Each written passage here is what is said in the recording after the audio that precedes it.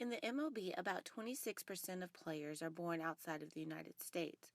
Most come to America without a lick of English, but are here to play the game they love and for better opportunities. SU second baseman Robinson Mateo knows all too well what it's like coming to America and being surrounded by people who don't speak the same language. His mother moved him and his brother to Washington, D.C. over 8 years ago from the Dominican Republic.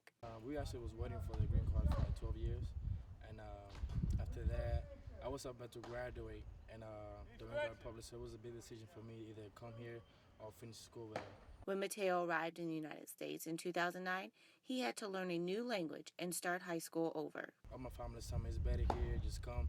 So I definitely came, moved to Washington, D.C., had to start high school over again, went to 9th grade, 10th grade, and going to my 11th grade year, I went to summer school, and then finished summer school, and then I graduated in 3 years.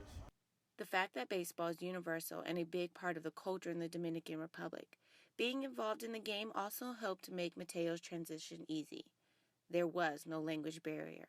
Oh, it made it easy for me because I was around a lot of guys where they were speaking English, and they was singing around and telling me little stuff, helping me out. Look, this is how you said this is how you said that, and that actually was one of my bases that actually helped me out. The easy way for me to learn it was listening to little kids' music, little kids' songs, watching cartoons, watching little kids' video, and reading little kids' books.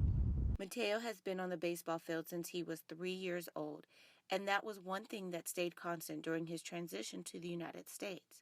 Mateo was introduced to a coach that helped him jump right into the sport, Carlos Xavier, who later became his stepdad.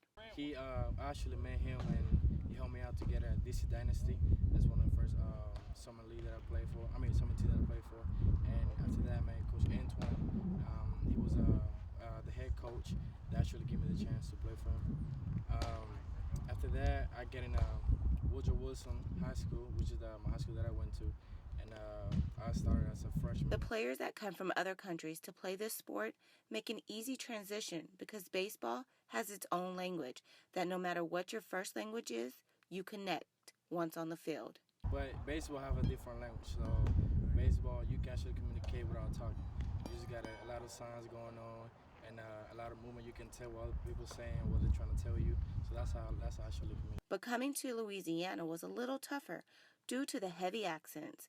Mateo said moving down south threw a curveball in the language. It was funny because freshman year, I had this friend. He was actually from New Orleans, and he had a real strong and fast accent. So I couldn't really understand what he was saying sometimes. But like, well, you got to slow down real quick. From the beginning, Mateo's goal was to play baseball and get a degree. Mateo is majoring in therapeutic recreation and plans to attend grad school and become a counselor or working in athletics for in high school.